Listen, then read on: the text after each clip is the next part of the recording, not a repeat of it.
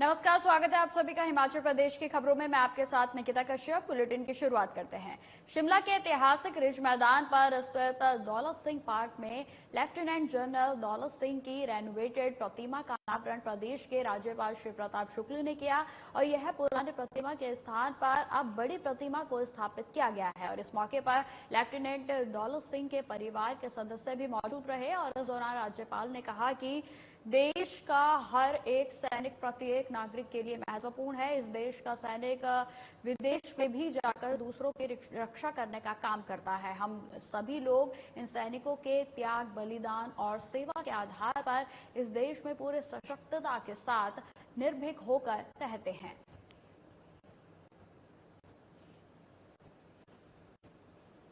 सैनिक इस देश के हर नागरिक के लिए महत्वपूर्ण है और इस देश का सैनिक विदेश में भी जाकर के दूसरों की रक्षा करने का काम करता है। इस नाते महत्व के विषय में मैं बता ही नहीं सकता हूं कि कितना महत्व है। महत्व यही है कि हम सभी लोग इन सैनिकों के त्याग, बलिदान और सेवा के आधार पर इस देश में पूरी सशक्तता के साथ निर्भीक होकर के रहते हैं। आज मुझे यह गौरव प्राप्त हुआ कि मैं लेफ्टिनेंट जनरल दौलत सिंह जी की इस स्मृति के अनावरण के संदर्भ में उपस्थित हुआ।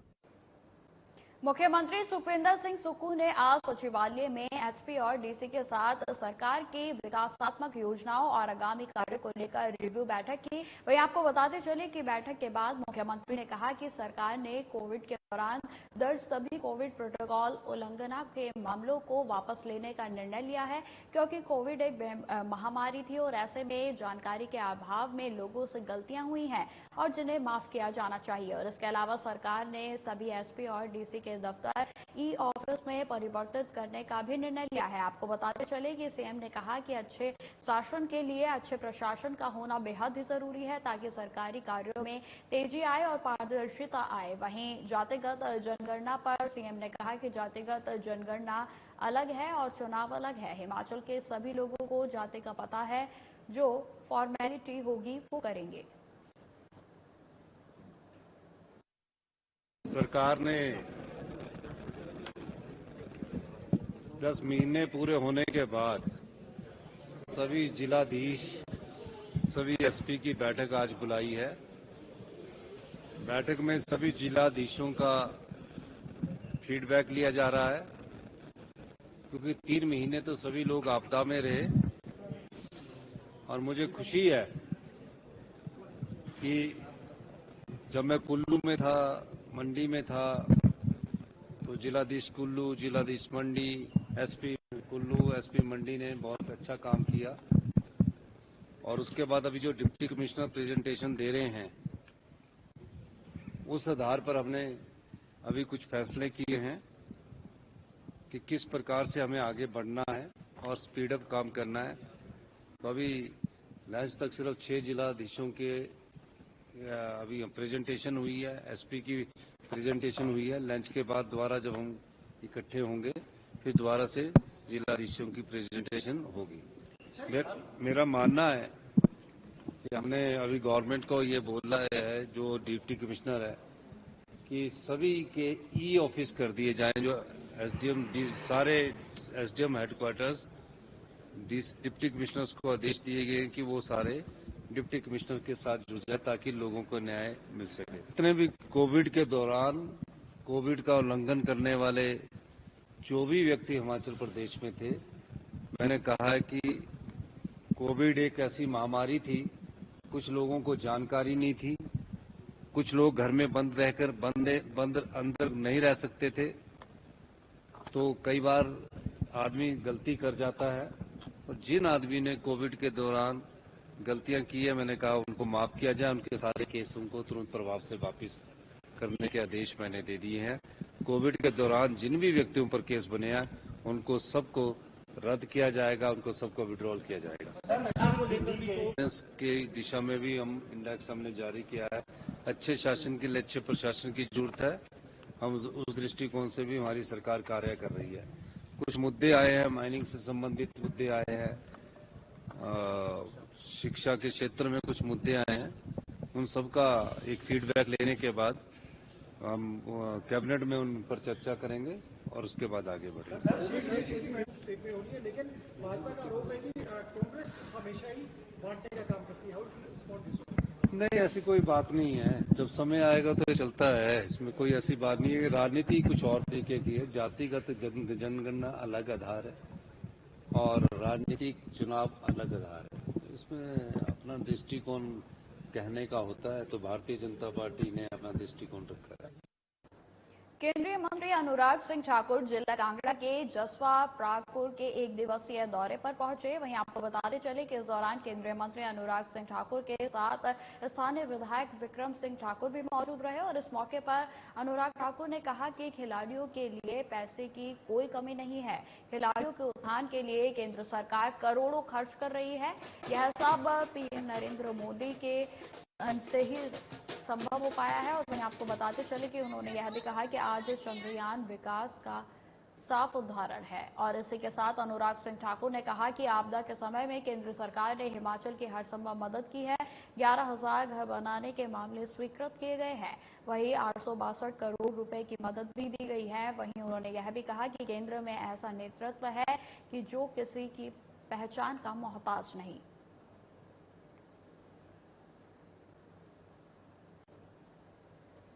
तो आपको बता दें कि आज धर्मशाला में केंद्रीय मंत्री अनुराग सिंह ठाकुर की ओर से जो है आज बैठक की गई, जिसमें कि आपको बताते चले कि उनके द्वारा जो है केंद्र के कई बातों को भी गिनाया गया और साथ ही साथ उन्होंने यह भी कहा कि यह सब विकास जो संभव हो पा रहा है वह केंद्र की मोदी सरकार के द्वारा ही संभव हो पा रहा है। और आपको बताते चले उनके द्वारा यह भी कहा गया कि जिस तरीके के हालात हिमाचल में देखे गए हैं, जिस तरीके की त्रासदी को प्रदेश ने बर्दाश्त किया है, उसमें भी केंद्र की ओर से भरपूर मदद जो है वो राज्य की गई है, जिसमें कि उनके द्वारा राहत पैकेजों को भी गिनाया गया। वहीं आपको बताते चले कि इस तरीके की कई मुद्दों पर जो है आज केंद्रीय मंत्री अनुराग ठाकुर के द्वारा जो है बातचीत की गई। वहीं आपको बताते चले कि उनके इस आगमन पर दौरे को लेकर जनता में खासा खुशी की लहर देखने को मिली और जिसकी तस्वीरें लगातार हम आपको दिखा रहे हैं। 2017 से पहले का देखोगे और उसके बाद का तो जमीन आसमान का अंतर दिखे। इसी तरह से ही मोदी सरकार से पहले अगर देखोगे तो घोटाले ही घोटाले नजर आते थे कांग्रेस की सरकार में। 2G घोटाला, कॉमनवेल्थ खेल घोटाला, कोयला घोटाला, अंतरिक्ष का घोटाला, सबमरीन का घोटाला, रक्षा सौदों में खरीद में घोटाला, चावल में घोटाला, यूरिया में घोटाला, बोफोर्स का घोटाला। अरे भाई घोटालों पर बस तो करो। ब्रेक तब लगी घोटालों पर जब आपने बटन कमल का दबाया और नरेंद्र मोदी जी को देश का प्रधानमंत्री बनाया। बीते शनिवार को दिल्ली में जीएसटी काउंसिल की 56वीं बैठक हुई और इसमें हिमाचल का पक्ष रखने उद्योग मंत्री हर्षवर्धन चौहान पहुंचे थे। वहीं आपको बता दें कि शिमला लौटने पर हर्षवर्धन चौहान ने कहा कि हिमाचल की ओर से EN1 पर जीएसटी हटाने का अनुरोध किया गया था और जिसे जीएसटी काउंसिल ने स्वीकार किया है।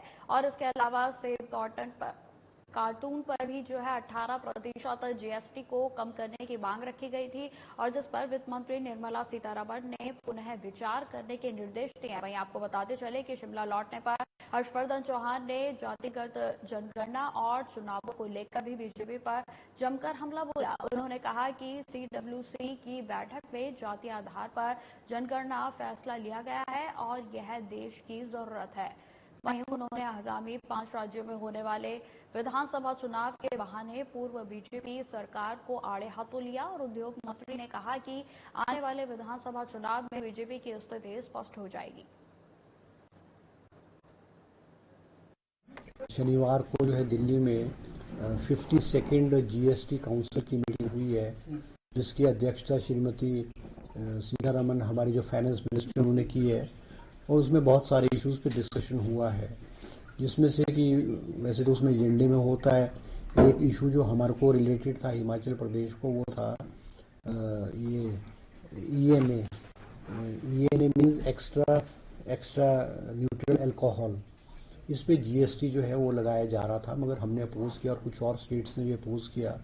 और हमारी बात को जो है जीएसटी काउंसिल ने उन्होंने माना और ईएनए पे जो है वो उन्होंने एग्जेम्प्ट किया है इसको जीएसटी से।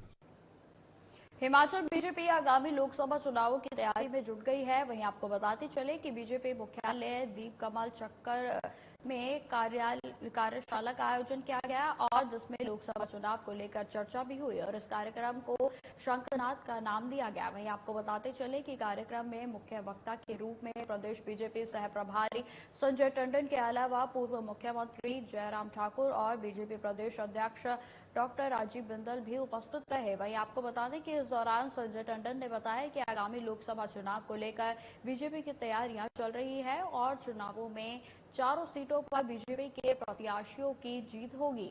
उन्होंने प्रदेश सरकार को घेरते हुए कहा कि 10 महीने का कांग्रेस सरकार का कार्यकाल निराशाजनक रहा है और हर वर्ग में सरकार के खिलाफ रोष देखने को मिल रहा है। वहीं संजय टंडन ने बिहार में हुई जातिगत जनगणना को लेकर भी कांग्रेस पार्टी और सहयोगियों का तो आपको बता दें कि जिस तरीके से आगामी चुनाव आने वाले हैं उसको देखते हुए तमाम पार्टियों की ओर से अपनी तैयारियां की जा रही हैं और जिसमें आपको बता दें कि बीजेपी की ओर से भी शंखनाद कार्यक्रम का आयोजन किया गया है। देश के अंदर जिस तरीके से जो तुष्टीकरण की राजनीति को आगे बढ़ाते हुए जो जातीय जनगणना जिसका कार्य बिहार सरकार ने शुरू किया, मैं उस विषय के ऊपर आपसे कुछ बातें करना चाहता हूं।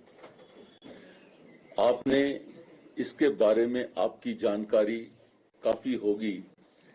ये देश के अंदर पहली बार ऐसा हुआ किसी राज्य ने इस कार्य को करने के लिए ये पूरी जनगणना करी। जातिगत जनगणना आज से पहले हमारे देश के अंदर नहीं होती थी, लेकिन इसको वहां किया गया। उसका क्या कारण है, उसके क्या तथ्य हैं, उसकी आउटकम क्या है और उससे वो क्या पाना चाहते हैं। तो फिलहाल इस बुलेटिन में इतना ही। खबरों की और भी जानकारी के लिए बने रहे हमारे साथ। नमस्कार।